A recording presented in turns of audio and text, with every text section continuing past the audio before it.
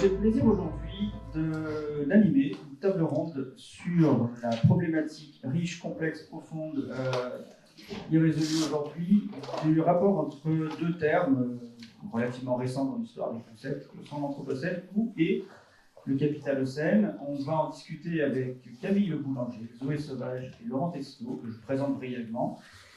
Ne soyez pas choqués, on a décidé protocolairement de se tutoyer alors que je ne connais bien vraiment que Laurent. Je rencontre seulement aujourd'hui Zoé et Camille, mais on va se tutoyer quand même. Alors, Zoé Sauvage, vous avez fait des études en écologie et éthologie. Oui, c'est ça. C'est ça. Comment ? Exactement. Exactement. Que vous avez quitté. Alors, peut-être que vous pourrez préciser les raisons pour lesquelles vous avez quitté ce milieu. Oui, alors, il y en a plusieurs, mais surtout le fait que j'ai toujours dessiné et créé. Donc, c'était un peu difficile de me lancer dans le métier de chercheur, qui est vraiment très prenant et qui est une sorte d'ascèse aussi. C'était dur de s'arrêter à un métier. Moi, j'ai envie de parler de la science, donc je me suis dit avec mes crayons plutôt.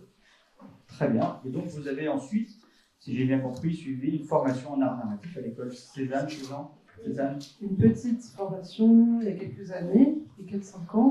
Et bon, ça, j'ai un parcours dans la vulgarisation scientifique. J'ai fait par exemple un documentaire animalier sur le poumon asiatique, entre autres choses. Très bien. Et plus récemment, donc, vous avez choisi ou décidé, ou on vous a proposé de composer une bande dessinée qui est ici, qui s'appelle Les Faits scientifiques. Je ne sais pas si la caméra la verra bien, mais vous l'apercevez au moins. Et elle est sortie en 2000. En septembre 2022. D'accord. C'est plutôt moi qui l'ai proposé voilà. en pratique. Très bien. Et donc là, on pourra développer un petit peu la problématique, la façon surtout que vous avez d'aborder la problématique de l'Anthropocène, qui a une ligne très précise, mais on en discutera tout à l'heure. Camille Le Boulanger, vous êtes, alors, je ne connais pas très bien votre parcours, vous êtes toujours aujourd'hui professeur de français, c'est bien ça ? Oui. Alors, qu'est-ce qui n'est pas très sûr ? Le français, le professeur ? Le professeur, mais c'est... D'accord. Bon. Quoi qu'il en soit, vous avez fait des études à l'ESAV de Toulouse, l'École supérieure d'audiovisuel, c'est ça. Vous avez déjà réalisé plusieurs films. J'ai participé à la fabrication de plusieurs courts-métrages et de quelques documentaires. D'accord. Vous avez commencé tôt à publier, si j'ai bien votre curiosité. À 20 ans, vous avez publié votre premier roman, Enfin la nuit, c'est ça ? En 2011, aux éditions La Talente. 2011 chez La Talente, c'est bien ça. Ensuite, des nouvelles, 78 ans, pardon. Ce qui nous veut du bien, c'est des nouvelles... Oui, ce qui nous veut du bien, c'était un recueil, c'est ma premier texte publié, notamment avant Enfin la nuit. Rapidement, c'est un recueil organisé, c'est d'actualité, entre la droits de l'homme, l'unité pour les droits de l'homme, merci, et la section La Volte, qui a fait un recueil qui s'appelait Ce qui nous veut du bien, qui était un travail autour, effectivement, des nouvelles technologies et leurs risques sur la société humaine. C'est épuisé, je crois que c'est plus disponible, peut-être numérique. Très bien. Donc pour les plus adeptes au réseau interdit, vous pourrez peut-être trouver en version numérique, je ne sais pas. Vous avez exploré depuis un certain temps la science-fiction post-apo, qui est un peu dans le même esprit que ce que vous veniez de décrire un petit peu dans les nouvelles, ou c'est encore un autre champ que vous exploriez ? J'ai publié 2 romans de post-apocalyptique, effectivement, donc Enfin la nuit en 2011, qui en relève d'une certaine manière, et Malbois en 2018, toujours aux éditions La Talente, et puis après, pour des raisons de progression, on va dire, intellectuelle, j'ai décidé d'abandonner le post-apo. Il me semblait avoir fait le tour et cerner les limites. Voilà. Et peut-être qu'on pourra discuter de cette transition entre le post-apo et la problématique d'Utopia, qui est sortie plus récemment. Mais après, en 2021, un roman rue qui a eu un prix d'Utopia. Alors, il a été sélectionné effectivement au prix européen des Utopia en 2021. Le roman n'a pas obtenu le prix de la part du lecteur du jury. C'était le roman After de... mince, son nom m'échappe. Ah, je ne le sais pas. Quoi qu'il en soit, donc, Utopia, c'est votre ouvrage le dernier en date et surtout celui qu'on va interroger aujourd'hui, on regarde la problématique anthropocène et capitocène. Et vous nous en direz plus, tu nous en diras plus tout à l'heure, après la présentation de Laurent, journaliste. Pour l'instant, oui, c'est un peu comme le professeur de français, je m'en éloigne. Voilà. Quoi qu'il en soit, spécialiste de l'histoire globale, que je te laisserai définir peut-être maintenant. T'as aucun courage. Non. Alors, l'histoire globale, c'est une méthodologie pour appréhender l'histoire à très grande échelle qui a été développée aux États-Unis afin de répondre à la question pourquoi les valeurs occidentales se sont-elles imposées au reste du monde, pourquoi il y a eu une hégémonie occidentale au XIXe siècle, dans laquelle nous vivons toujours, qui est la source de l'Anthropocène, on pourra y revenir. Voilà, pour les autres, je renvoie à l'introduction de Cataclysme dans lequel j'explique mieux cette méthode. Et donc, vous êtes journaliste. Vous avez longtemps tu es journaliste, tu as longtemps collaboré à Sciences Humaines. C'est vraiment le livre. Moi, je t'ai rencontré grâce au livre Cataclysme il y a un certain temps maintenant, ou même avant, on se connaissait avant. 2017, non, c'est à partir de Cataclysme. Oui, c'est ça. Et Cataclysme, bon, je ne saurais que trop vous le recommander. C'est une traversée émotionnellement parfois éprouvante, mais vraiment dont on ne ressort pas tout à fait indifférent de l'histoire du rapport de l'humain à son environnement, comment les grandes civilisations, ou les plus petites, ou l'humanité en général, quelle que soit la forme de ces communautés, interagit avec son milieu, c'est fascinant. Le dernier livre, coécrit avec Nathalie Wallenhorst, Vortex, est sous-titré Faire face à l'Anthropocène. On ne peut pas trouver meilleur rapprochement avec la problématique d'aujourd'hui. Donc on va discuter ou même ni l'un ni l'autre, pourquoi pas, entre Anthropocène et Capitalocène, mais je vais d'abord vous demander, dans vos travaux, alors, qui sont de nature différente, on a peut-être plus des créateurs ou des artistes chez Zoé et chez Camille, peut-être plus un historien, un travail d'historien, plus on regarde une discipline, une méthode scientifique chez Laurent. Malgré tout, avec des approches différentes, est-ce que vous percevez dans vos ambitions, dans vos travaux, une espèce de, sinon de mission, mais d'engagement, de message à proposer, d'ambition que les productions que vous faites changent, participent au changement, informent, fassent un récit? Zoé, par exemple. J'ai l'impression que les 3 livres proposent des ouvertures, en fait, et des espoirs pour sortir de cet anthropocène, et de nouveaux récits, peut-être pour mon livre et celui de Camille. Je pense qu'au lieu de la critique et tout ça, et le fait de le dénoncer, c'est bien de le faire, mais c'est bien aussi de proposer des nouvelles choses, des nouvelles façons d'imaginer le futur. Je pense qu'on a tous les 3 cette ambition, non? Alors, je pourrais avoir éventuellement ma réponse, mais je préfère que vous précisiez si effectivement, Camille et Laurent, vous percevez chez vous une ambition de donner de l'espoir. C'est une bonne question. Alors, juste avant de répondre, After était écrit par Oriane Belton. Merci. Moi, ça m'est revenu par Oriane.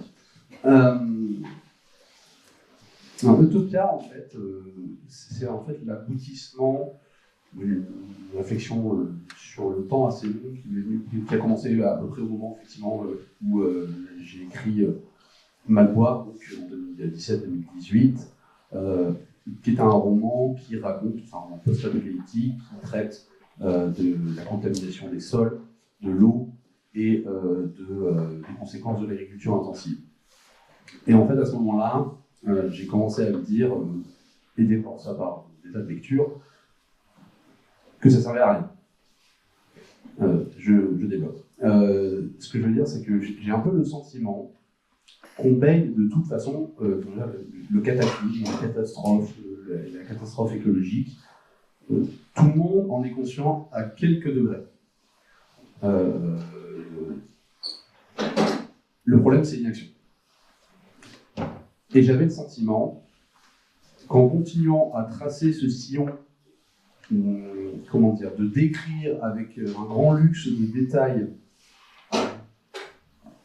les conséquences mortifères du capitalisme, on s'habitue. On crée un effet d'habituation dans les esprits, dans la conscience collective, et ce qui nous donnait une sorte finalement de prophétie autoréalisatrice, qui est quelque chose qui se joue pas mal dans les imaginaires technologiques de la SF. Hein. Pas mal de choses qui ont été proposées en SF dans les années 50, 60, voire 70 ont été créées plus tard finalement par des ingénieurs qui eux étaient fans de science-fiction. Et donc il y avait cet effet d'habituation où je me suis dit, de toute façon, bon, je pense qu'il faut faire preuve de modestie, c'est pas avec un bouquin, on connaît la diffusion de la littérature de SF en France, ça reste une fois somme toute modeste, c'est pas avec un demi-bouquin qu'on va radicalement faire changer, déclencher de grands mouvements dans la conscience collective. Mais surtout, en fait, on ne convainquait personne, parce qu'en fait, tout le monde est conscient que c'est la merde. Et alors, du coup, ça a pris quelques années, et plusieurs romans pour y arriver, mais du coup, je vais m'arrêter. On en arrive à Utopia, qui est un roman donc utopique. Donc Utopia, littéralement, en grec, c'est le bon lieu, dans lequel j'aspirais à, non pas à décrire un futur du capitalisme, mais au contraire à décrire une société libérée du propriétarisme et de ce rapport à la nature et aux êtres et au travail de manière générale, pour le figurer en fait. Pour dire ça peut exister et en fait ce n'est pas si compliqué. Ça demande beaucoup de travail et beaucoup de travail sur soi et de remise en question de nos a priori, etc. Mais en fait, moi, mon intérêt, c'est pour ça que c'est pas un roman où il y a une avancée technologique très importante par rapport à d'autres romans de science-fiction, par exemple. Je voulais que ce soit le roman le plus... qu'on se dise, attends, mais ça ressemble quand même vachement à nous, en vrai, mais c'est juste que les éléments sont organisés autrement selon d'autres principes, pour essayer effectivement de figurer tout ça, d'imaginer. L'imagination, c'est littéralement la création d'images, dans le cerveau des lecteurs et lectrices si possible. Et oui, effectivement, le but c'était que, alors spécifiquement avec ce livre, le but c'était que le lecteur et lectrice se sentent bien à la lecture, ça se passe du bien, qu'on soit content. C'est de dégager des affects positifs autour d'idées anticapitalistes. Et voilà. Donc on n'est pas dans le registre d'un espoir, de la proposition d'un espoir. Malgré tout, on peut éventuellement y cheminer vers lui si on se sent déjà un peu mieux émotionnellement. Alors c'est compliqué parce que il y a un truc, c'est un peu provoquant, je vais passer pour un fou. Je ne crois pas du tout à l'espoir. Comment ça va choquer? Je pense qu'il faut désespérer, très littéralement, arrêter d'espérer. Parce qu'en fait, l'espoir et les promesses n'engagent que ceux qui les font, et en fait, je pense qu'on gagnerait à moins espérer et à plus agir nous ici, maintenant. Très bien. Laurent, ton investissement dans l'écriture, ton travail?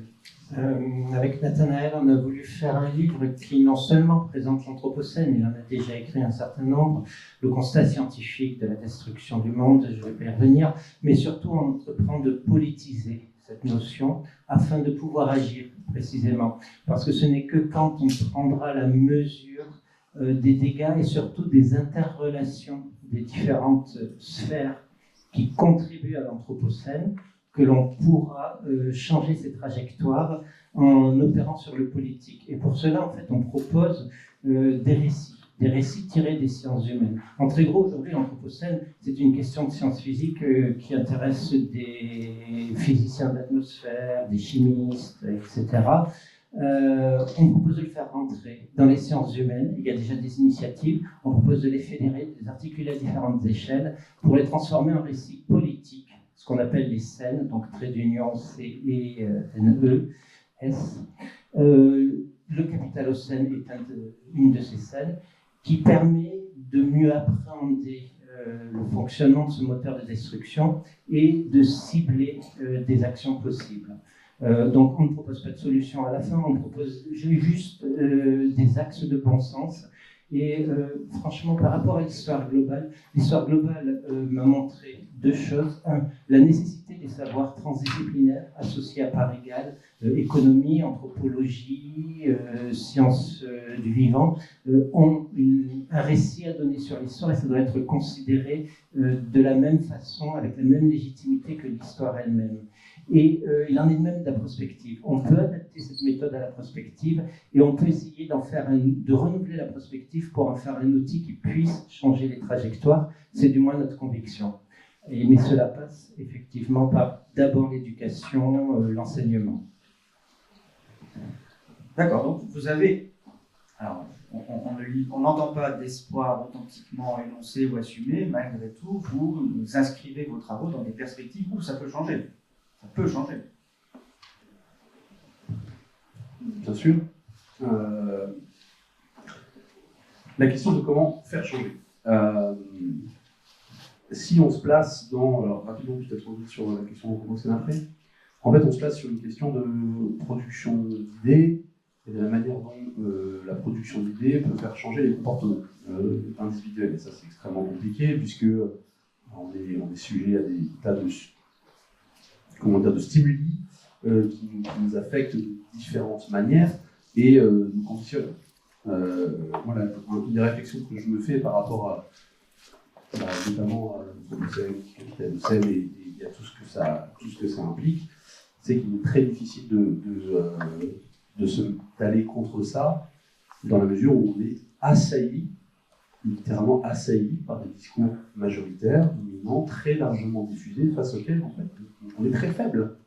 C'est-à-dire que moi je suis très content d'avoir écrit ce livre, je l'aime énormément, mais par contre, effectivement, parfois on est sur un sentiment de j'ai fait tout ça et ça paraît tellement évident à tout le monde, mais en fait, tellement de gens regardent ces livres, enfin, pour ne parler que ça, qui ment en permanence.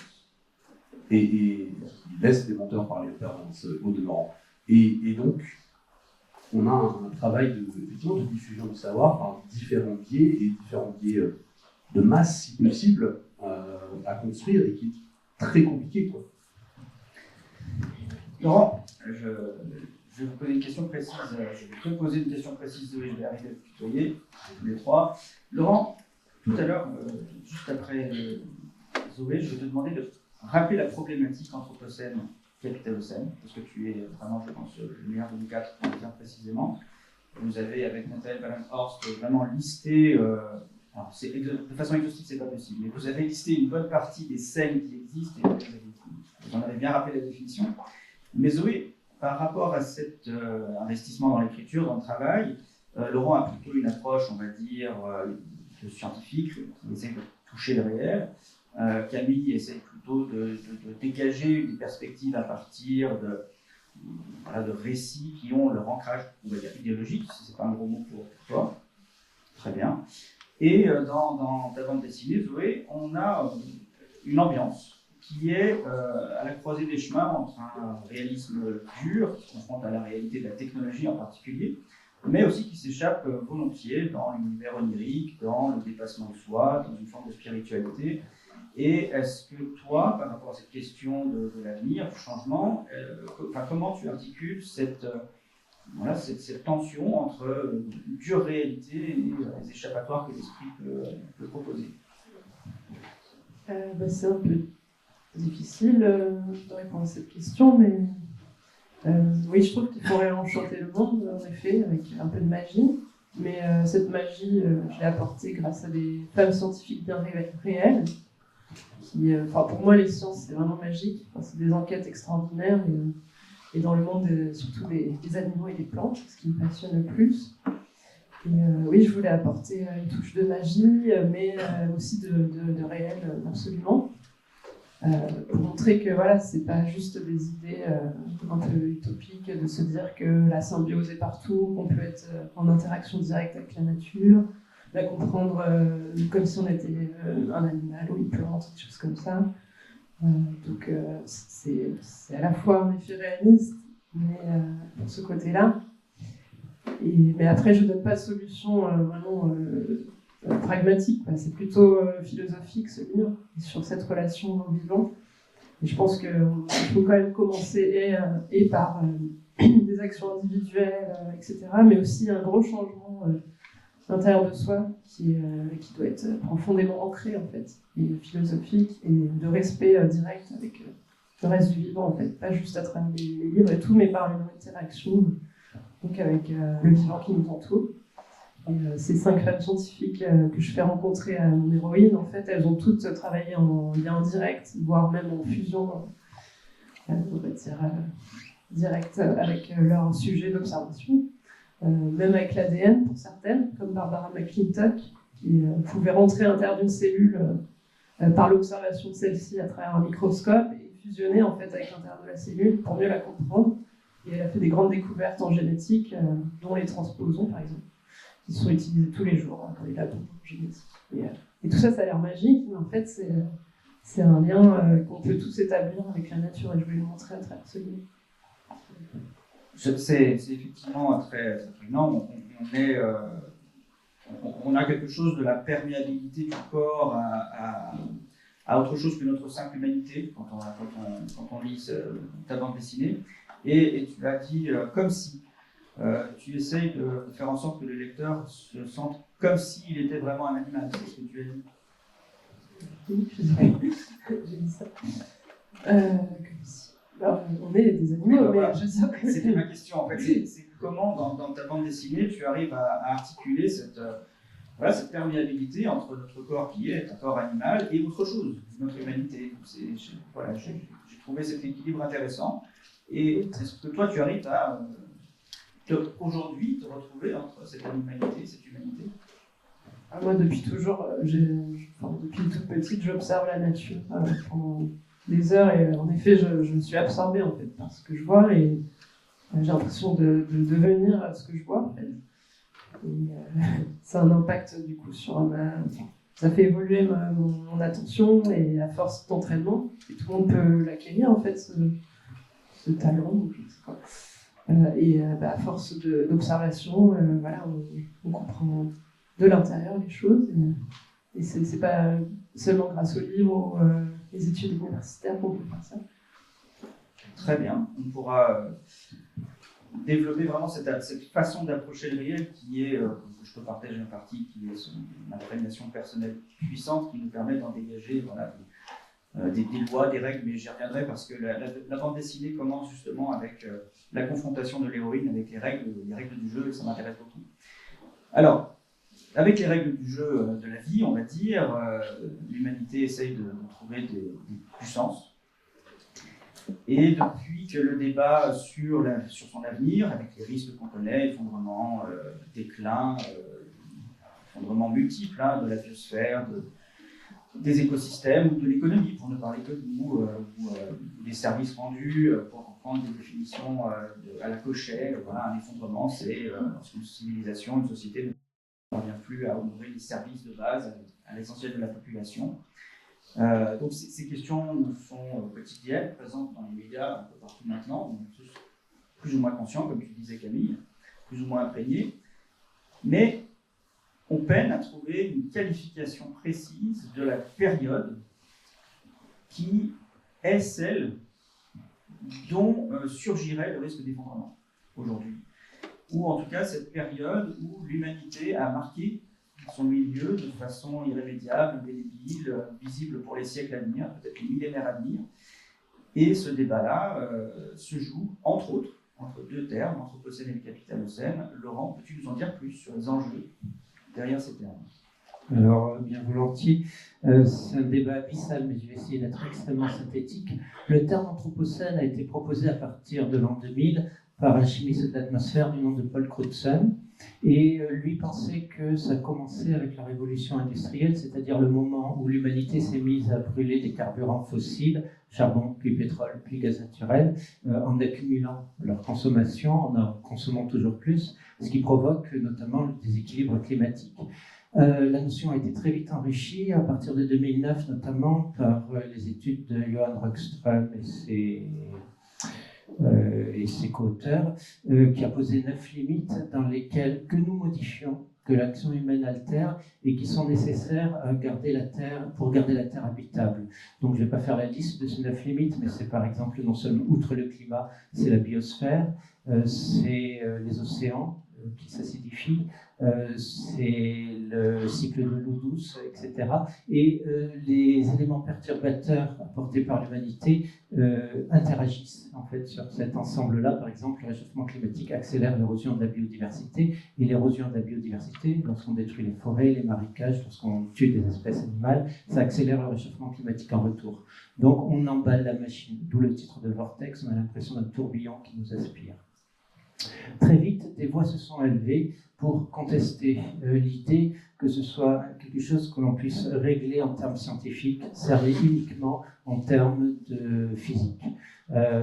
Parce qu'on émet des gaz à effet de serre, certes, mais c'est l'humanité qui change ça. Donc ce sont aussi des décisions politiques. La principale attaque est venue en 2009, donc avec Andreas Malm, qui était un étudiant en géographie, qui a proposé le terme de capitalocène. Il soutenait alors sa thèse en géographie, sous la direction de Jason Moore et d'un autre scientifique. Mais ce qui est intéressant à retenir dans cette idée, c'est que Jason Moore s'est également emparé du terme de capitalocène.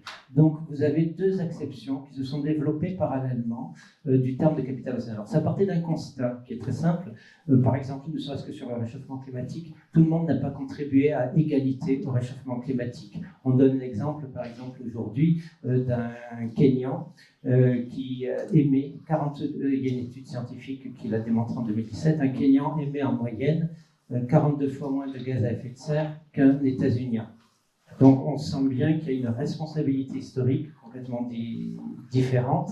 Et donc le terme capitalocène entendait mettre les inégalités sociales sur le devant de la scène pour souligner que les solutions n'ont pas forcément vocation à s'appliquer avec la même sévérité à l'ensemble de l'humanité.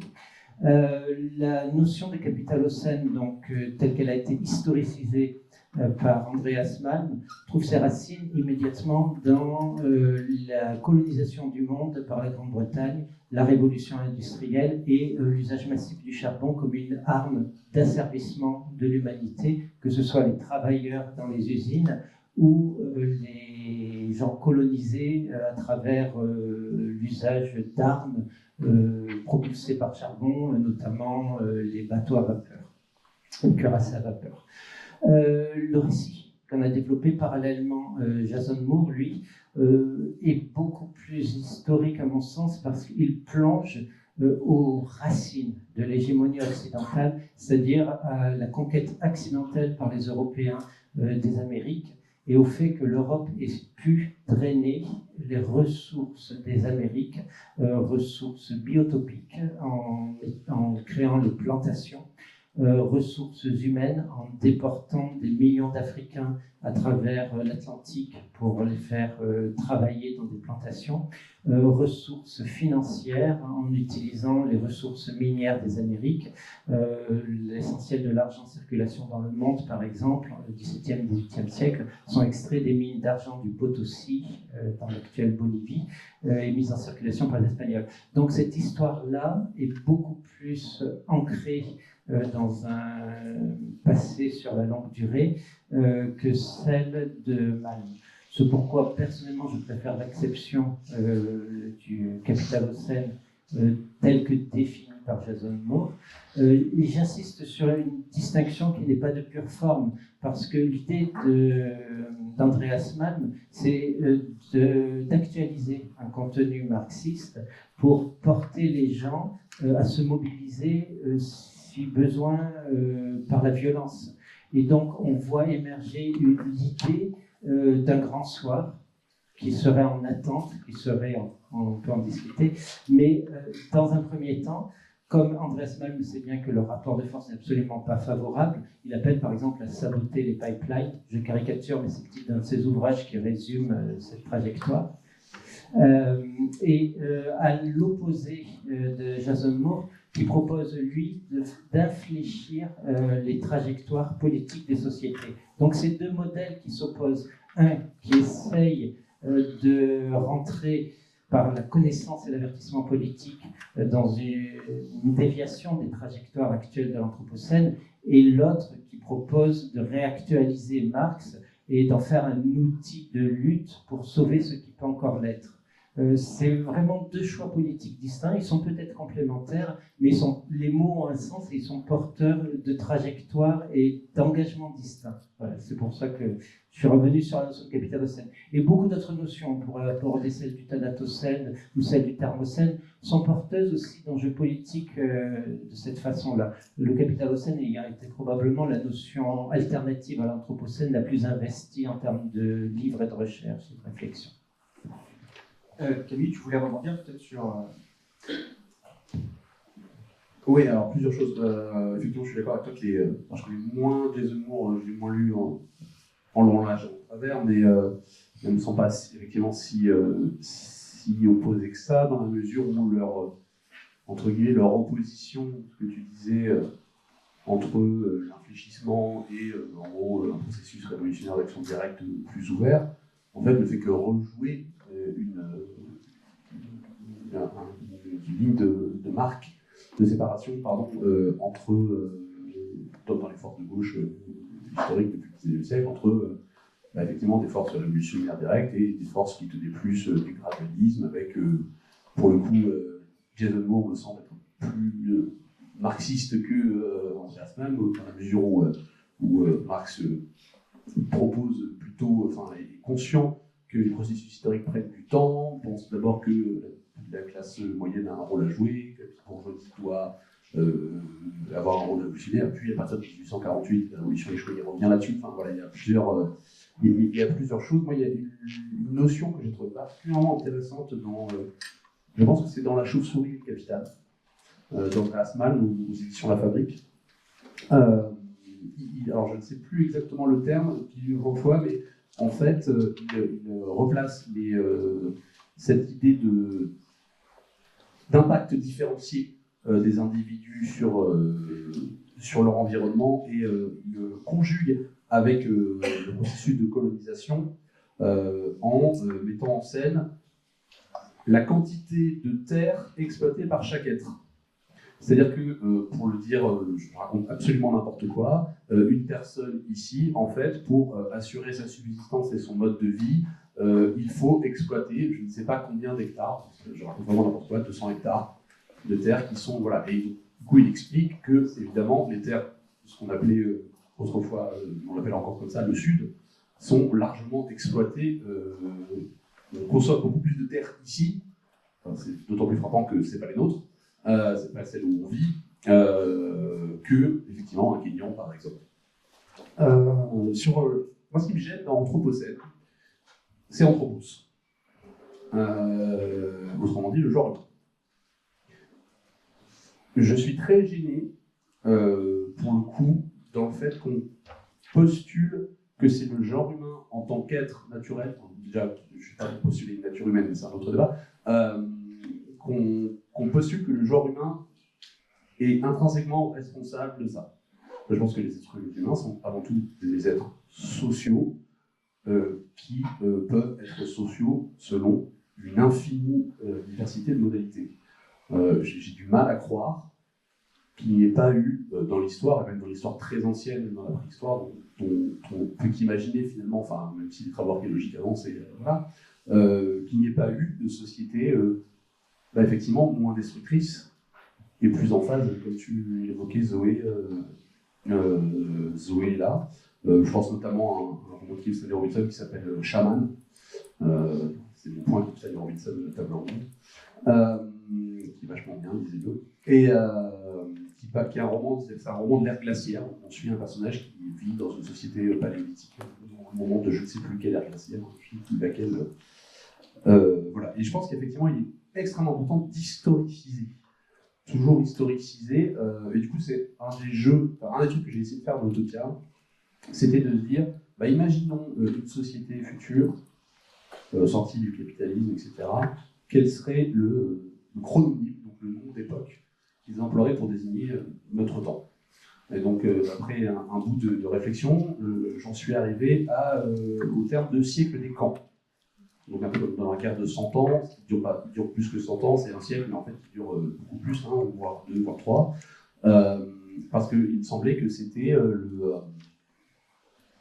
le point commun, en fait, politique, entre toutes nos sociétés depuis le XVIIe siècle, au XVIe, XVIIe siècle en Angleterre, et donc du mouvement des enclosures de l'appropriation des terres communes des villages en Angleterre, puis la structuration du capitalisme en Angleterre, etc., jusqu'à aujourd'hui. C'est-à-dire qu'on va des barrières qu'on met autour des champs au camp de réfugiés de l'île de Lesbos, quoi. Donc c'était vraiment ça qui faisait sens pour moi pour qualifier la période. Voilà. Laurent, une dernière question, à moins que tu rebondisses aussi sur cette problématique. Par rapport aux enclosures, ça m'a fait penser à une époque de l'humanité en Occident, donc le siècle des Lumières et tout ça qui s'enchaînait. Et aussi la chasse aux sorcières, tout ça a commencé à ce moment-là. Et l'expropriation des femmes, de leurs terres, etc. Entre autres choses, entre autres horreurs. Et je voulais amener l'idée de l'androcène. C'est dans un manifeste écrit par Sandrine Rousseau, Sandrine Roudot et en troisième, je ne sais plus comment elle s'appelle. Donc qui vient de sortir, et donc c'est un manifeste écoféministe. En fait, le mot androcène, c'est Myriam Bafou, une chercheuse, et Julie Gorecki, je crois, qui ont créé ce mot. Et en fait, c'est pour aller encore plus loin que le capitalocène, c'est-à-dire de dire c'est pas seulement le capitalisme en fait qui a créé tous ces dérèglements et là où on en est. C'est en fait l'ère de l'homme et de l'homme blanc en particulier, enfin de l'homme occidental en fait, qui en fait provoqué donc c'est tout cet accaparement des ressources naturelles, domination sur la nature et sur les femmes qu'il n'y avait pas avant en fait. Le siècle des enfin, beaucoup moins, pas de cette façon. Et là, à partir du siècle des Lumières en fait. C'est le siècle de l'homme éclairé, mais aussi de l'éradication des femmes. Donc, un génocide de la chasse aux sorcières qui s'est effectué, et aussi l'accaparement de tout ce qui était des biens communs, les forêts, les prés, les champs, tout était un peu à tout le monde. Et voilà, c'est à ce moment-là que ça a commencé. Et ensuite, il y a eu la colonisation, etc., le capitalisme. Et donc ça, c'est par ce mot androcène qu'elles ont voulu définir maintenant ce qu'on est en train de vivre, pour être plus spécifique encore que le capitalisme. C'est un concept très intéressant. Oui, merci. En effet, Camille, tu veux rebondir directement? Un ajout très rapide. Par ailleurs, en France, c'est aussi à ce moment-là que le pouvoir politique structure le langage structure la langue dans une posture patriarcale. C'est au moment, effectivement, où, avec l'Académie française, on a une déféminisation de beaucoup de noms, etc., et des usages grammaticaux qui effacent le féminin, des métiers des femmes, etc., notamment les accords des participes présents, etc., qui étaient accordés au féminin, machin, etc. C'est à ce moment-là que, pour le cas vite, le masculin emporte sur le féminin. Voilà. Donc il y a des liens encore entre langage et production symbolique et structure économique. Exactement. Alors Zoé, Zoa qui est l'héroïne de la bande dessinée, dont je rappelle le titre, les faits scientifiques. Et ES. Les faits et ES, si vous n'avez pas bien vu le titre, il y a effectivement un jeu de mots, les faits FES, les faits scientifiques. Zoa se demande à un moment donné du récit, et c'est en lien avec la question que nous venons de traiter, pourquoi avons-nous la croyance que si on favorise la nature, on défavorise l'humain? Est-ce que ce n'est pas une question anthropocénique par essence, ou anthropocénique comme on l'entend? Est-ce que ce n'est pas finalement le cœur du problème? C'est ce qui me choque souvent quand on oppose par exemple les luttes écologiques aux luttes sociales. Mais là, on commence à s'ouvrir à cette question du fait que ça vient de la même source. Mais pendant très longtemps, même moi, je me demandais quelle lutte il faut que je favorise, parce que je suis attirée par la lutte écologiste et la lutte féministe. Et en fait, pour moi, ça s'opposait entre guillemets, c'est-à-dire que j'ai appris que si on favorisait la nature, forcément, on devait favoriser l'humain. Il y avait cette espèce d'équilibre en vase clos obligatoire. Mais en fait, non. C'est en découvrant justement l'écoféminisme que j'ai compris que non, ça allait de soi d'être ensemble. Que les deux, marchent c'est deux pieds, en fait, des luttes qu'il faut mener pour combattre en effet tous les dérèglements dus au capitalisme et au patriarcat. Mais du coup, ce vase clos, ouais, c'est ce qu'elle se demande à la fin. C'est une vision binaire, en fait, encore une fois, du monde. Et aussi, ça revient à cette opposition nature-culture, toujours, qui nous reste ancrée, en fait, qui reste ancrée en nous, et qui ne demande qu'à être pas déconstruit complètement pour avancer. Laurent, est-ce que tu souhaites ajouter quelques éléments sur cette continuité, discontinuité, opposition nature-culture? Alors, sur la discontinuité, en fait, je ne suis pas sûr que ce soit que le siècle des Lumières, parce que ce que vous avez évoqué comme phénomène au XVIe siècle, l'Espagne réglemente également sa langue, la colonisation a commencé, la chasse aux sorcières bat son plein. Le XVIIIe siècle marque une étape, peut-être un apogée de certains de ces processus, mais c'est vraiment envisagé sur le temps long. Il n'y a pas un moment où ça a basculé. Et en fait, tout le problème du récit qu'on choisit d'en faire, c'est de savoir si on place un curseur ou pas. C'est pourquoi moi je plaide pour l'usage quand même du terme anthropocène, parce qu'il permet d'aborder les bouleversements que nous vivons comme un fait social total. Alors que si on focalise sur un terme, qui peut être le thermocène, en disant c'est parce qu'on utilise trop d'énergie fossile qu'on bascule vers le chaos, ou thanatocène, c'est parce qu'on utilise des technologies de guerre qui nourrissent en fait une agriculture mortifère un esprit de compétition dangereux, ou le numéricène en disant nous sommes en train de virtualiser le monde, de nous enfermer dans des bulles de pensée qui sont les réseaux sociaux, etc. Tous ces récits-là sont légitimes, mais il faut arriver à les faire coexister et à les articuler aux différentes échelles qui sont les leurs pour pouvoir sortir des récits qui nous sont dictés d'en haut et qui ne nous font voir qu'une partie du réel, qui ne nous permettent pas de les articuler aux différentes échelles des luttes et des inflexions nécessaires. Et je vois que mon voisin s'agite.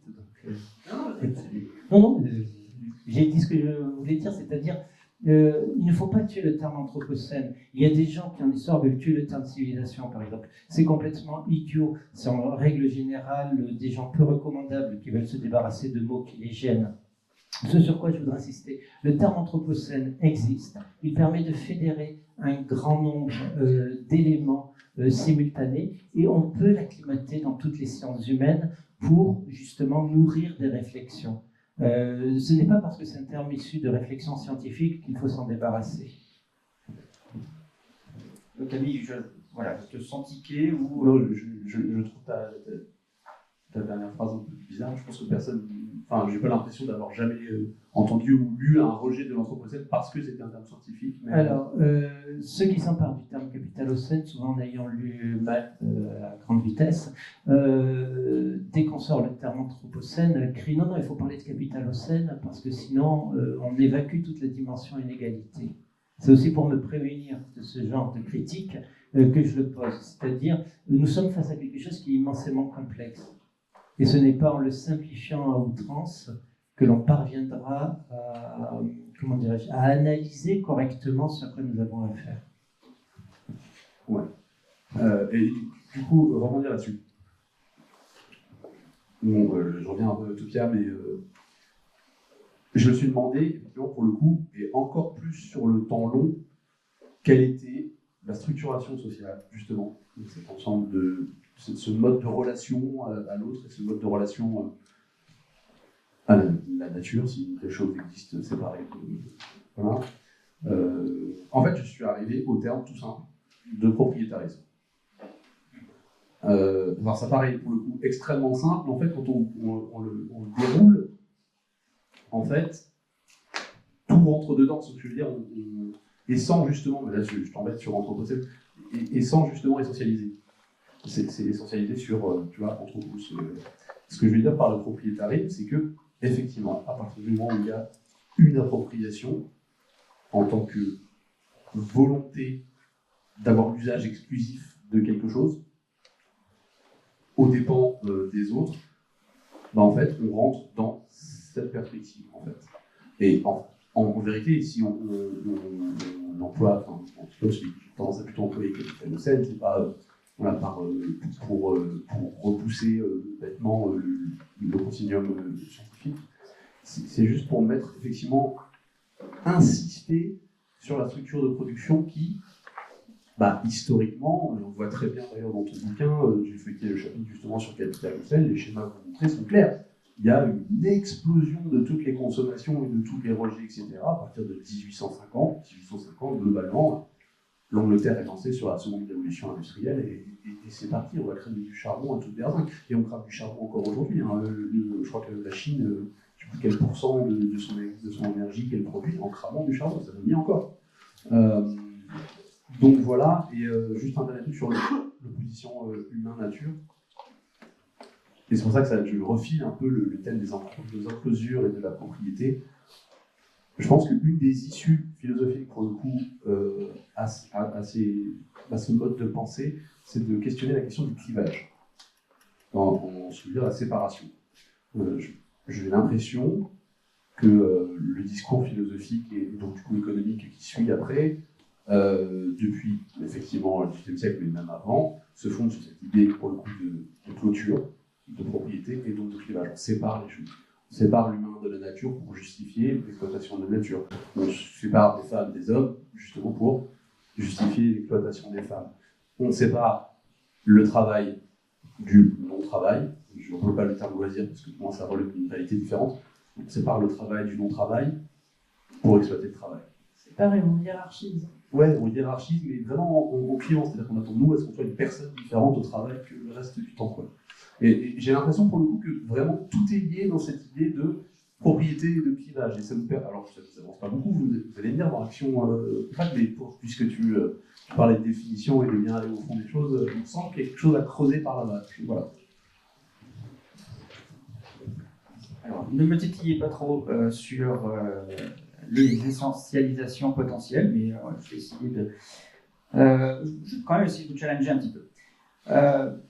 Si on reprend la question de la propriétarisme, de l'appropriation d'une part du réel, admettons, j'entends, c'est une réalité économique concrète qui est articulée clairement avec les problématiques d'aujourd'hui.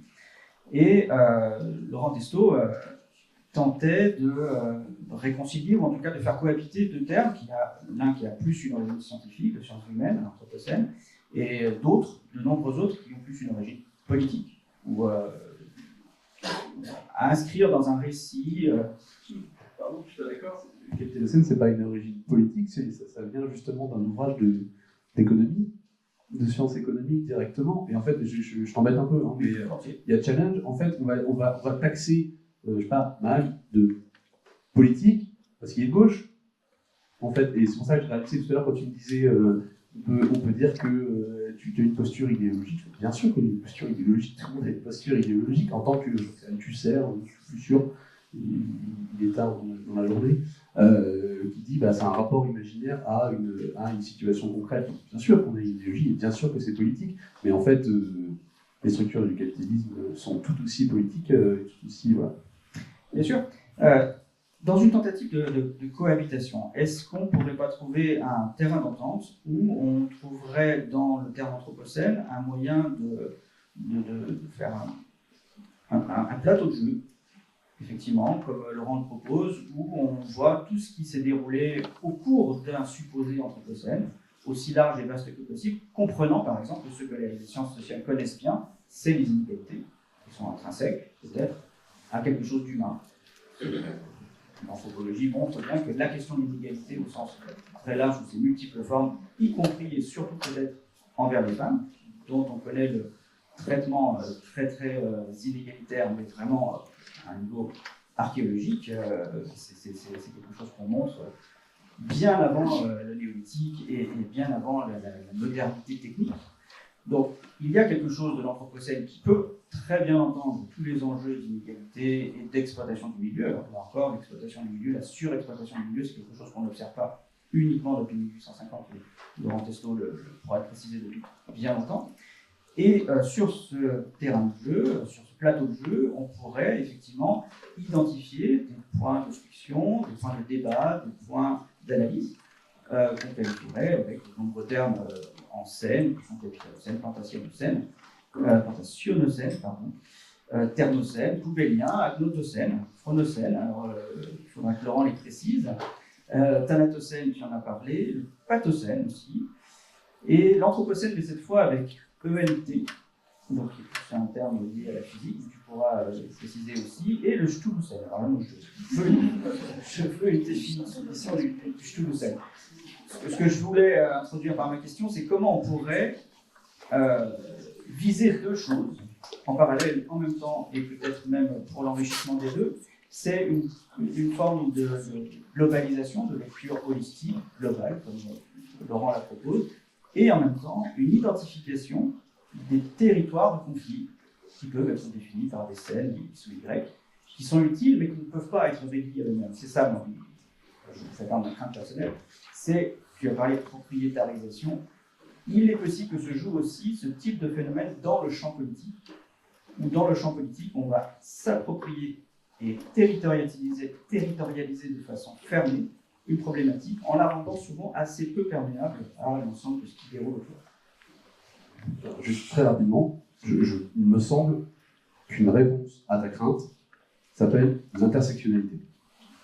Fort bien. Et moi, je pense que on peut étendre au maximum le concept d'intersectionnalité pour aller jusqu'à le rapport écologique. Il me semble qu'il y a quelque chose à jouer par là. Zoé, si tu veux répondre. Je suis d'accord avec toi. C'est la réponse à beaucoup de choses, à beaucoup de problèmes. Alors, je rebondis. Est-ce que cette intersectionnalité, pour vous, peut se jouer dans une perméabilité suffisante? C'est-à-dire qu'au-delà de l'intersectionnalité, c'est vraiment une communication et un lien qui se maintient plutôt qu'une fracture qui se jouerait. Maintenir le lien, on est bien d'accord. Pardon, je comprends pas ta question. Dans l'intersectionnalité, est-ce que ce sont on essaye de faire le lien entre des entités d'office séparés, de toute problématique nature-culture, c'est ça qu'on essaye de rejouer aujourd'hui. Retrouver le lien avec quelque chose qu'on définit comme d'office séparé, ou alors deux choses qui n'existent pas par elles-mêmes. La nature n'existe pas, parce que là, je l'écris très bien, la nature n'existe pas, et c'est la relation qui est importante. Est-ce que l'intersectionnalité, dans son ambition, ce sont deux territoires qui cherchent à se retrouver, ou est-ce qu'il y a déjà un lien entre les deux et il faut travailler le lien? J'ai abstrait ma question, c'est ça? J'aurais tendance à te dire qu'il s'agit de retrouver les espaces de communication, enfin de relation, entre des différents espaces qu'on nous a présentés comme séparés, notamment effectivement l'écologie et sur les femmes, par contre, et de montrer là où ils se recroisent. Je trouve que l'image des cercles qui se croisent me paraît assez claire là-dessus. Je ne sais pas ce que vous pensez.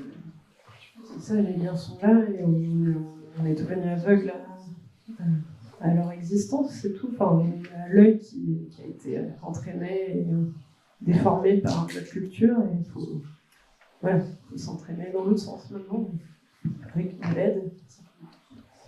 Laurent, tu l'entends? D'une certaine façon, nous sommes aussi arrivés là où nous sommes aujourd'hui, d'abord par l'ajout de briques progressives, c'est-à-dire que la propriété a peut-être été une étape, ensuite se sont cumulées l'extraction du charbon, etc., etc. Et surtout, depuis l'après-Seconde Guerre mondiale, ce qui est souvent présenté aujourd'hui comme le point de discussion sérieux sur la notion d'anthropocène, la pensée en silo, c'est-à-dire qu'à partir du projet Manhattan, à partir de la naissance de l'informatique, de la génétique, etc., on a commencé à faire des pensées scientifiques extrêmement pointues, mais extrêmement focalisées sur un seul axe. Cela vaut pour les sciences humaines comme pour les sciences dures. Et c'est avec cette pensée en silo, aujourd'hui, qu'on a complètement accéléré notre emprise sur l'environnement, notre destruction des conditions d'habitabilité de la planète. Et pour sortir de ces pensées en silo, je pense qu'il faut quelque chose qui est de l'ordre peut-être de l'intersectionnalité, peut-être de la transdisciplinarité, peu importe, mais c'est de l'ordre de penser simultanément différentes disciplines et les conséquences que chacune de nos actions dans un silo a sur les autres silos. Ce que nous montre l'Anthropocène, c'est que les différents facteurs de destruction du monde sont liés et c'est quelque chose que les sciences humaines peuvent très bien appréhender aujourd'hui. Voilà, donc là, il y a un plaidoyer. Je ne sais pas comment ça doit s'appeler, peu importe que ce soit intersectionnalité ou transdisciplinarité ou autre chose, mais en tout cas, arrêtez de penser nos actes indépendamment de leurs conséquences sur le champ des possibles. Camille, tu es penseur, tu es pensif, pardon. Non, Tu es ça penseur. me fait penser à quelque chose qui a été dit hier soir. Je ne sais pas si les gens étaient là pendant la table ronde d'ouverture sur effectivement cette pensée en silo et l'organisation de la recherche. Et il me semble, de ce que je comprends, je ne suis pas chercheur dans ce supérieur, mais de ce que je comprends, c'est quand même globalement la structuration capitaliste de la recherche qui favorise la pensée en silo, puisqu'elle l'oriente vers les débouchés qui me semblent plus prometteurs, et du coup favorise effectivement cette pensée sans ces œillères qu'on peut se mettre. Mais c'est une idée. Ce qui nous échappe aussi, c'est la formidable efficacité de cette pensée sur le monde physique, parce que finalement, nous sommes descendus vraiment dans l'infiniment petit de l'atome pour faire de l'énergie atomique, nous sommes descendus dans l'infiniment petit de la génétique pour reprogrammer le vivant. On reprogramme les vaches comme on pourra demain reprogrammer les humains. Voilà. Il en est de même dans d'autres secteurs, et c'est un vertige de puissance, en fait. C'est aussi de ça dont il faut s'abstraire, et seule une réflexion sur l'ensemble des sphères de cette puissance et ses limites peut nous permettre de nous en abstraire. Sinon, on aura encore des élites qui nous vendront, même au moment où la Terre ne sera plus qu'un grand désert, les promesses de la bio-ingénierie pour faire refleurir les déserts. Alors, un organisateur me fait signe qu'il reste 5 minutes. Alors, très bien, parce que je n'avais pas bien noté combien de temps nous avions. Je me permets de te questionner, Zoé, sur justement ce silotage de la pensée que tu décris à ma façon assez bien dans la bande dessinée, avec cette écotopia, ce milieu qui est censé être protégé, sauvegardé, mais alors qu'il est finalement enserré, enchâssé dans une société qui a des rapports avec ce milieu, plutôt, tu vas les décrire, et surtout ce milieu, Ecotopia, dépérit. Donc c'est un parc, un méga parc, on va dire, qui a été créé pour sauvegarder le reste du climat, on va dire, pour pouvoir continuer le capitalisme à peu près comme il a été lancé. Donc en enfermant donc, les derniers restes de nature derrière les grands murs, on va dire, les grandes enclosures. Et avec interdiction à toute présence humaine, gestion par des drones, par une base scientifique hyper pointue de tous les phénomènes naturels à l'intérieur, de l'écosystème entier. Donc je voulais en fait pousser au maximum le curseur de la maîtrise du vivant et de la nature, dans l'optique de protéger celle-ci en même temps. Et donc avec aussi un mélange avec tout ce qui est de nouvelles technologies, génie un peu à la Elon Musk, etc. Et donc je montre comment le capitalisme réagirait si vraiment il était au pied du mur et qu'il comprenait enfin que le vivant devait être absolument sauvegardé pour pouvoir continuer. Et en même temps, c'est par auto-occupabilité de l'humain face à la destruction totale de la nature. Qu'est-ce qu'on peut faire face à ça ? Empêcher totalement, radicalement l'être humain d'avoir un contact avec la nature. Donc autour de ces parcs, en fait, il n'y a plus rien, il n'y a plus que des exploitations minières, des champs à perte de vue et des villes, des méga-villes. Voilà, donc c'est la séparation littérale entre l'homme et la nature. Et donc, pardon, c'était par rapport à la conscience. Et oui, parce que Ecotopia dépérit dans. Oui, au final, l'histoire. malgré cet effort-là, oui, Ecotopia dégénère. Parce que, bien sûr, c'est hors sol quand même si c'est un méga parc, il faut que tout soit connecté sur Terre pour que ça fonctionne. Et donc la nature ne peut pas juste vivre sous cette sorte de bulle et donner donc et rendre ses services à l'être humain en échange comme d'habitude, ça ne marche pas comme ça. Donc en effet, c'est cette pensée-là qui mène à cette écotopia dépérissant. Et donc mon héroïne voit bien que ça ne fonctionne pas et de comprendre pourquoi, parce que ça ne pouvait être que la meilleure solution, d'aller radicalement dans ce sens-là. Ce que j'ai trouvé intéressant au regard de la discussion que nous avons à propos de l'intersectionnalité, de la cohabitation entre différents territoires, c'est qu'il est dit dans la bande dessinée que Ecotopia dépérit parce que les corridors avec le milieu extérieur sont trop étroits, trop... corridors écologiques. Les corridors écologiques, voilà, ils deviennent finalement inefficaces et ne permettent plus d'alimenter cette Ecotopia avec la biosphère dont elle est issue, et finalement c'est pour cette raison qu'elle pourrait dépérir, c'est bien ça. Oui, donc elle n'est plus connectée avec le reste des milieux naturels. Enfin, ils sont trop éloignés en fait, tous ces grands mégaparcs, on va dire. Il n'y a vraiment plus assez de nature sauvage pour les connecter et donc que les espèces de plantes et d'animaux puissent se reproduire et se disperser, les échanges génétiques se faire. Donc ça, c'est des concepts écologiques, des sources de l'écologie voilà, dont je parle un peu dedans. Après, il y aurait plein d'autres raisons pour lesquelles ça ne marcherait pas, hein, bien sûr, mais j'ai évoqué les commentaires écologiques pour cette scène. Moi, ça faisait écho à la discussion qu'on avait, donc je me permettais de rebondir. On va passer aux questions. J'ai un point, Camille, que je voulais soulever avec toi, proposer au débat dans les questions, comme ça pourra être un point d'accroche. Je suis très intéressé par ton concept d'indicateur 2IH. Vraiment, mais sincèrement, je vais peut-être m'en servir. Est-ce que tu pourrais nous le décrire? Alors, le 2IH. Bon, ça pose la question des indicateurs de quantification de l'activité. Si vous avez globalement écouté un peu en cours d'histoire géo dans le secondaire, vous savez que la mesure qu'on utilise le plus globalement, c'est le PIB, produit intérieur brut ou produit national brut, ça dépend, etc. Donc une quantification de production de valeur, étant donné qu'elle doit croître d'une année sur l'autre, sous peine que ce soit la catastrophe et qu'on meurt. Je me suis dit, la société, donc toute action doit être réglée vers une progression du PIB, bien sûr. C'est l'axe fondamental du capitalisme. Je me suis dit, la société ne peut pas utiliser ce PIB, mais donc, du coup, il faut qu'elle ait. Quand même, c'est pas mal d'avoir des unités de mesure, un peu, quoi. Et donc, en me creusant la tête, je suis arrivé à l'idée du 2IH, donc indicateur d'impact humain. Et donc qui est une manière de quantifier, on va dire, alors je ne sais plus exactement quel pourcentage j'ai mis, je sais plus ce que j'ai fait, c'était il y a un moment, je suis désolé, il faudrait que je retrouve le livre, qui permet de quantifier l'effet, des équations très complexes, que je n'ai pas écrites parce que je ne sais pas faire des équations, qui permettent de quantifier l'effet de telle chose sur l'environnement, la biosphère globale. Donc le cas d'école dans Autopia, ça va être, on aimerait bien, j'en sais rien, construire une nouvelle ligne de train. Il va falloir qu'on calcule le 2IH, qui est une institution qui est un peu chargée, avec des ingénieurs, des scientifiques, qui sont un peu chargés de calculer le 2IH. Et si le 2IH est trop élevé, ça peut être un problème et ça pourrait empêcher la prise de décision.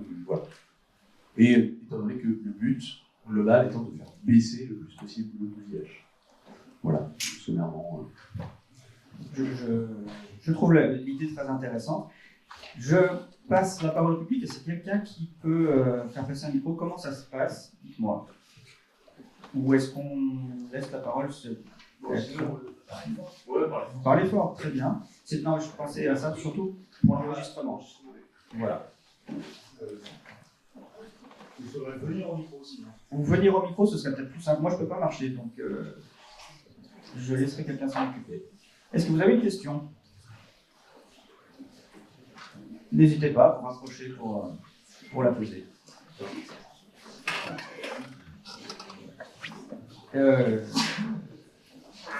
Est-ce que quelqu'un se lève ou non? Le bonnet rouge, voilà. Il ne faut pas le bonnet rouge, en fait, le premier qui se lève. Vraiment, allez-y, quoi. Si le micro ne vient pas à toi, il faut venir au micro. Voilà. Technologie. Oui. Du coup, merci beaucoup pour cette discussion très intéressante. Malgré tout, je voudrais qu'on n'avait pas posé le cadre au préalable quand même, parce que moi, avec ces termes, j'ai l'impression qu'on recherche avant tout une introduction de responsabilité, la responsabilité des difficultés qu'on rencontre aujourd'hui en tant qu'espèce, et puis plus globalement tout le vivant. Alors, j'avais pris quelques notes, mais du coup, moi, j'aimerais faire aussi une suggestion de termes, parce qu'ils sont nombreux, ils ont tous des limites. L'Anthropocène je dirais, a l'avantage d'attribuer la responsabilité de la catastrophe écologique en cours à des personnes, même si elles sont nombreuses Voilà, mais c'est de façon très très diffuse et indifférenciée. Le capital ECN va l'attribuer finalement à un fonctionnement de société qui pourrait être un mode de production, oui, oui, qui est aussi un fonctionnement. On pourrait en trouver bien d'autres. Alors, Zoé Sauvage, vous avez mentionné plusieurs fois le terme, mais finalement en déviant vers l'androcène, qui finalement attribue la responsabilité à un genre. Moi, je trouve ça très mobilisateur, non plus malheureusement pour tous les hommes qui essaient de faire quelque chose. Moi, la responsabilité, en fait, je la mettrais sur l'Occident. Donc, je ne sais pas si l'Occident. Plutôt l'homme occidental, mais l'homme historique, non. Enfin, je sais pas comment. Oui, tout à fait. Non, mais tout à fait. Mais en fait, notamment en France, on voit que c'est très facile d'aller accuser, notamment la Chine, vous aviez pu mentionner voilà, les centrales à charbon qui fonctionnent à plein pot en Chine. Il faut pas oublier que ces centrales, finalement, elles fonctionnent pour nous. Elles fonctionnent pour la production de biens en Occident. Alors, pour information, il existe un occidentalocène, oui. On en parle un éconocène, si vous voulez aussi un sinocène pour certains qui est en train de s'amorcer. Donc, on verra bien de quoi il est question. Il existe plus de 2 sortes de ces termes et on en définit plus de 90 dans Vortex. Ok, bon, ben, avec plaisir pour vous. Et plusieurs variantes autour d'occidentalocène. Voilà, juste une suggestion pour alimenter la discussion. Merci beaucoup. Tu voulais en proposer un? Non, c'est parce que tu voulais proposer un nom. C'était celui-ci, hein, celui dont j'ai parlé, voilà, et puis voir aussi quel retour vous avez à faire là-dessus. Merci. Alors, est-ce que vous avez envie de rebondir sur cette intervention? Juste sur l'androcène, et Zoé, quand tu veux dire quelque chose, mais quand on parle de l'homme dans l'androcène, entendu qu'il s'agit du genre homme en tant que construction sociale.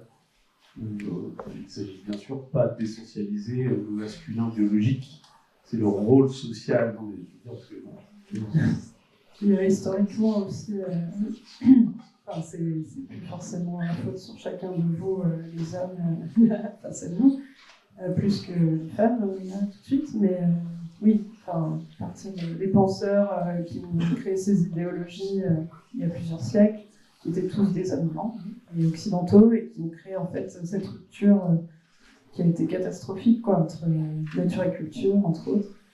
Et donc cette excuse pour dominer le monde et coloniser à tout va. Donc c'est plutôt en parlant de ces hommes-là. Donc clairement, intéressant. Oui, Laurent. D'une certaine façon, le Cthulhucène de Donna Haraway, qui est une philosophe féministe des États-Unis, offre une porte de sortie justement à cet androcène et à tous ces autres scènes en proposant de réécrire le récit de la catastrophe à nouveau frais sur une référence littéraire à peine dissimulée en fait à Lovecraft, dont vous connaissez pour certains l'œuvre articulée autour de déité cataclysmique qui s'appelle Cthulhu.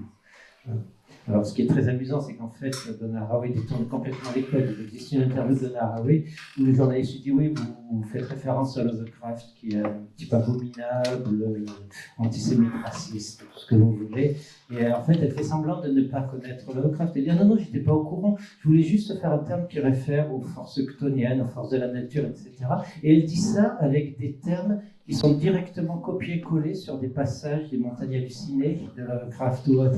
C'est-à-dire que de mémoire, elle récite du Lovecraft au journaliste tout en lui disant que non, voilà, donc disait Donna Haraway. Elle est très drôle.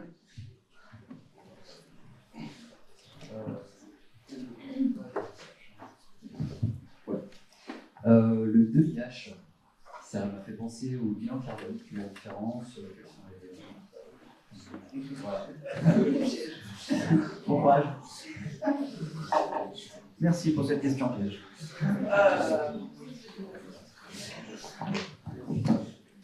Bon, alors, je peux faire une pirouette. Avant ta pirouette, je pourrais rappeler effectivement, parce que je vois à peu près l'arrière-pensée de tout ça, le bilan carbone est typiquement une production de la pensée en système isolé. Oui, voilà. Et ça permet de faire du fric. Oui, le bilan carbone, la quantification carbone et la monnaie carbone, là, sont quand même globalement des manières de marchandiser le droit à produire du carbone qui me semble contraire avec le dosage. Et puis, si vous voulez faire une théorie, je dirais que cette idée de dosage, qui brusquement, voilà, je suis de la littérature, pas d'économie, cette idée de dosage était conçue pour englober, si vous voulez, non seulement le carbone, mais toutes les autres pour le coup, externalités négatives qui pourraient venir d'une action, j'en sais rien, effectivement, on ne peut pas mettre un rail là, parce que globalement, en fait, il y a une mare avec des crapauds, quoi. Il faut qu'on emmerde des crapauds, enfin, je caricature, mais voilà, pas seulement la production de gaz à effet de serre, j'allais dire effet de sphère, ça veut rien dire, d'effet de serre, voilà. Très bien. Monsieur, une question, oui. On aurait pu ajouter justement le calcul des services écosystémiques. Bon, c'est un truc qui se fait, ça m'a fait un peu penser à ça. Je vais poser une question volontairement provocatrice. On a parlé de sciences économiques. On a utilisé le mot science avant. Quoi? Alors, Ça va être long.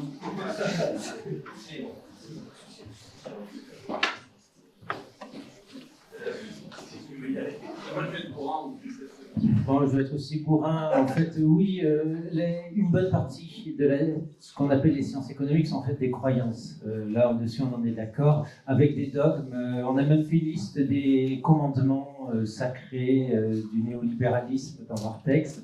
Donc voilà, ça répondra peut-être à votre question. Je me permettrai juste de vous renvoyer vers un excellent texte de Sandra Leclerc qui s'appelle « Le ministère des comptes publics ». Comptes comme les comptes de fées, qui met à jour effectivement la manière dont la pensée économique dominante se diffuse par des énoncés magiques. Je donne un extrait. Le concept d'éconocène apporte l'angle d'une nouvelle religion marquée par les commandements suivants. La nature est une mécanique prévisible dont les excès peuvent être régulés par les assurances. Un marché sain tend de lui-même à l'équilibre entre l'offre et la demande. Les États ont pour devoir de veiller à la bonne marche de l'édifice sans trop intervenir, etc. etc. Donc voilà, nous proposons une nouvelle religion, en fait. Assumer le capitalisme contemporain. Bien, juste l'un des grands démons du capitalisme, des grandes figures mythologiques du capitalisme s'appelle la main invisible du marché. Dieu comme ça, avec sa grosse main invisible et régulée. Zoé, tu voulais rebondir, intervenir? Très bien. Monsieur, si vous avez... Je pense que le fil est assez long. Camille, ouais. Merci. J'avais une question par rapport à la projection, aux airs, qui projettent sur un changement prochain, positif ou négatif. Et je me demandais par rapport à vos œuvres, Zoé qui projette en 2037 avec Utopia.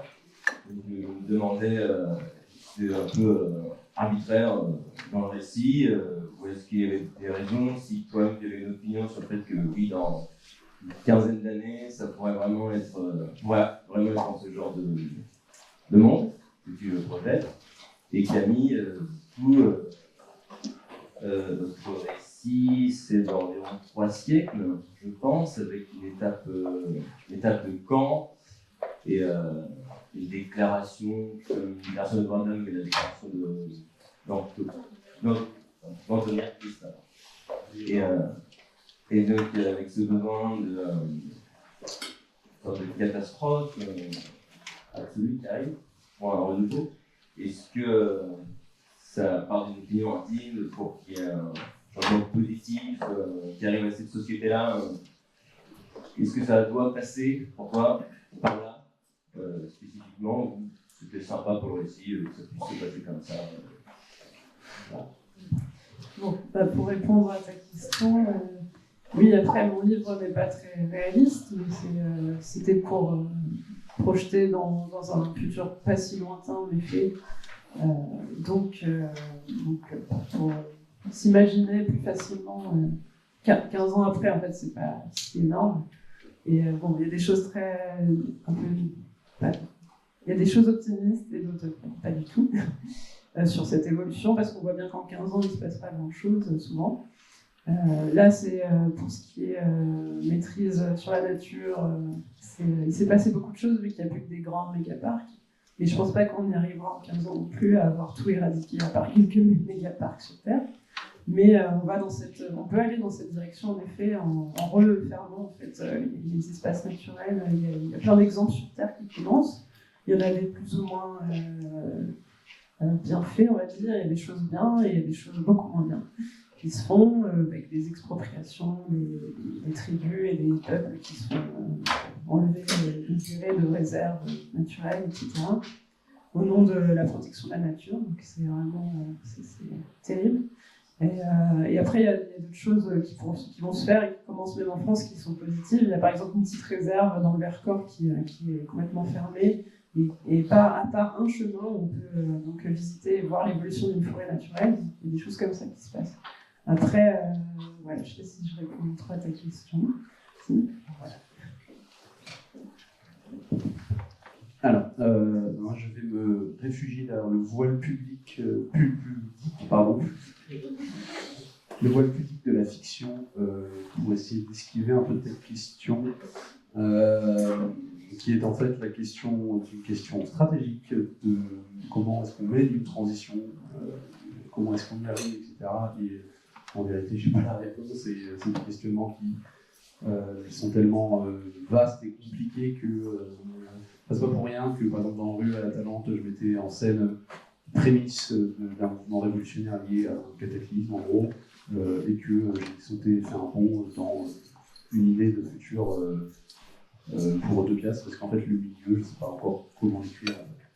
Je me pose vraiment beaucoup de questions là-dessus, sur la question de la transition. Et voilà, et j'ajouterais que nulle part dans le livre, il est dit qu'il s'agit de notre futur. Voilà. D'ailleurs, je suis à peu près persuadé que je ne l'ai pas écrit comme notre futur. Voilà. Une dernière question, très bien. Bonjour, moi ma question sera simple, même s'il y a beaucoup de ramifications, c'est pourquoi, et je l'adresse à chacun de vous, pourquoi vous n'êtes pas post-monétaire, vu que ce que vous avez derrière, la destruction de la nature, tant qu'on utilisera de la monnaie, on aura un intérêt à la transformer en chiffre d'affaires. L'humain, tant qu'on aura de la monnaie, le voisin sera un ennemi commercial. La place de la femme, on a vu combien de temps il a fallu pour qu'elle ait un compte bancaire, et on rigole toujours de l'égalité salariale. Donc voilà, une société post-monétaire, ni monnaie, ni troc, ni échange, parce que même pour l'éducation, pour tout, on a un intérêt à faire des soldats, donc on réduit le niveau de connaissance, on abrutifie par la communication, on noie l'information, tout doit être rentable, donc on développe l'IA pour qu'elle aide à vendre, et non pas pour qu'elle aide à comprendre, etc., etc. Donc voilà, c'est une vaste question, mais vraiment, pourquoi vous ne l'êtes pas, ou où êtes-vous post-monétaire? Merci. Zoé, Camille, Donc ça veut dire ni monnaie, ni troc, ni échange. C'est pas une société qui retourne au troc, c'est une civilisation de l'accès. Si jamais le mouvement du troc. Je connaissais pas. Je connaissais pas trop le terme, en effet. Alors, moi, on a eu déjà ce débat ce matin avec monsieur. En gros, voilà, dans ces débats, tout est effectivement lié. Donc, on pourrait prendre un point précis et dire pourquoi on ne fait pas telle chose, ce qui permet en cascade d'entraîner le reste.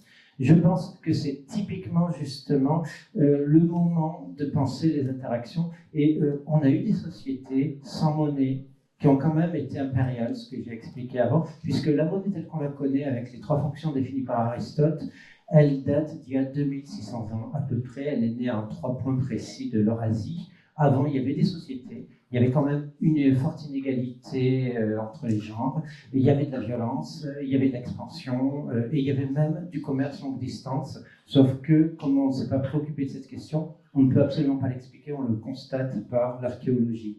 À mon avis, c'est tout simplement qu'il faut continuer à penser de manière systémique et puis revoir les angles morts de l'histoire pour essayer de comprendre comment les gens ont fait sans monnaie avant nous, parce que ça s'est fait sans monnaie, effectivement. Je mets mon grain de sel. À mon sens, le sens de la causalité est intéressant et doit être questionné. On est une civilisation dont on a un peu décrit les travers, qui a tendance à penser en silo et puis surtout qui a tendance à penser depuis son esprit vers le réel. Et à se dire, quand j'ai une idée, il suffit de mettre les moyens pour l'appliquer, et puis elle va s'appliquer, et puis il y a eu 200 ans de confirmation, parce qu'on a beaucoup d'énergie et beaucoup de puissance pour le faire. Donc on est persuadé que quand on pense un truc et qu'on change les moyens, ça change le réel. Et cette pensée, elle est problématique, parce qu'elle ne va que dans un seul sens, majoritairement, alors qu'on a des interactions systémiques qui vont dans les deux sens.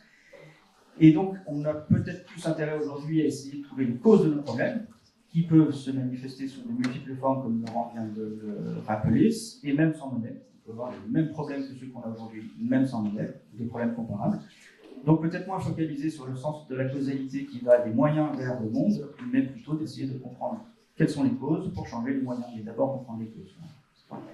Dévitaliser effectivement, notamment le rôle de la spéculation, me semble absolument indispensable pour ralentir le rythme de la destruction. Moi. J'ai du mal avec les recherches de solutions qu'on peut appliquer à un système mondial, enfin, mondialisé, ou des États qui sont aussi grands que les nôtres. Enfin, je sais pas, moi j'ai du mal à... Je pourrais pas trouver une, voire plusieurs solutions qui pourraient résoudre nos problèmes, là, comme sur nos gouvernements, là, tels qu'ils sont faits, etc. Moi je pense qu'il faut penser plus localement déjà, revenir à quelque chose d'échelle humaine, en fait, avec des personnes qui choisissent, en fait, et qui décident ensemble. Déjà, donc des plus petits groupes humains, on va dire. Et ça, c'est mon avis, et je ne suis pas économiste, ni autre, ni politique non plus. Mais je pense qu'il faut revenir à des échelles plus petites. À mon sens, c'est articuler les échelles, le global, le local, et adapter les solutions aux contextes locaux et politiques. C'est une question politique, mais il faut penser la politique à différentes échelles. C'est un anarchiste fédéraliste, en fait, Laurent, tu nous avais pas dit. Je ne m'attarde pas à la théorie politique. La solution, on peut essayer de manger des riches pour commencer. Non, encore une fois, je vais me réfugier derrière, je sais pas, David Graeber pour ce coup-là, donc l'anthropologue décédé maintenant, malheureusement, qui a écrit un bouquin qui s'appelle Dette, 5000 ans d'histoire, donc il parle de, comme son nom l'indique, de la dette, et du concept de dette à travers l'histoire. Et je pense qu'il y a une distinction qui peut-être peut répondre à votre provocation à faire entre monnaie fiduciaire, donc une monnaie comme un moyen pour l'État l'État au sens général, pour l'État d'organiser les transactions et de réguler les transactions, et des monnaies symboliques qui en fait ne se rapportent pas vraiment également, ne sont pas des équivalents d'autre chose. Sans rentrer vraiment dans la théorie monétaire de la compliquée, mais en fait, concrètement, une monnaie symbolique, c'est une monnaie qui va pas, on va dire, ce téléphone en vaut 50 et cette bouteille en vaut 30. C'est plus des monnaies qui servent à marquer des événements, par exemple à l'occasion d'un mariage, ou à l'occasion d'un assassinat, par exemple. Il va falloir, donc il parle de sociétés des premiers peuples en Amérique du Nord, par exemple, ou encore dans des sociétés du Pacifique, où il y a toute une utilisation de coquillages comme monnaie, mais en fait qui ne servent de perles, mais en fait qui ne sont pas des monnaies d'échange au terme où la théorie économique l'entend en Occident.